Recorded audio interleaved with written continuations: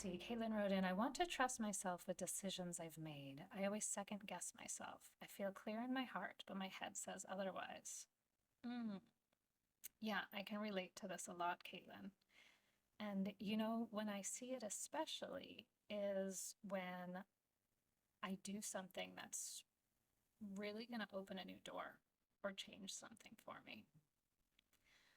It reminds me of something that came up on here before when I think I was sharing something about how, I shared something quite vulnerable in front of a group of people, and then the next day, my mind was going, "Oh, I don't know if you should have shared that.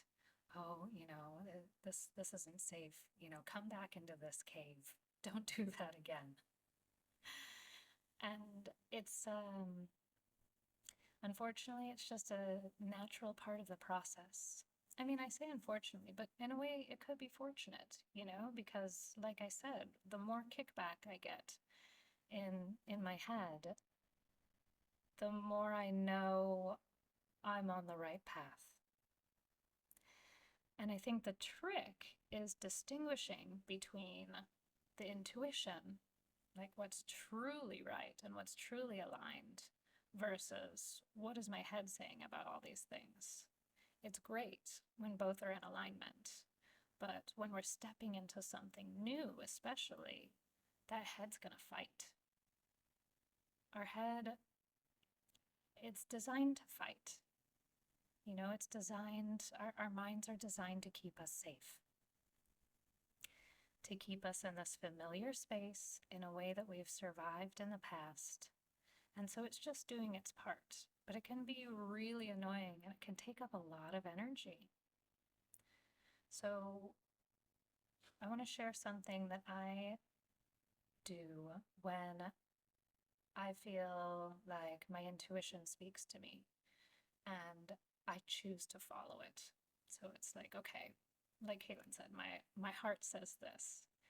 And so I found that if I make a really conscious decision of I'm following my heart on this one, not because it's life or death or, it's gonna change everything, letting go of what it could, should, or would look like. But I'm just gonna choose to follow this and see what happens. So letting go of the outcome and just opening up to seeing what happens. And I find that when I do that and I take that decision, that conscious decision, the mind doesn't have so much power to drag me into that guilt or that doubt. Because guilt and doubt, they can be really toxic.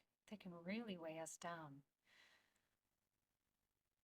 But when I see them, when I know I've made this decision, and I said, I'm taking this decision, I'm going to do it, and I notice those voices coming in, I can say, no thanks.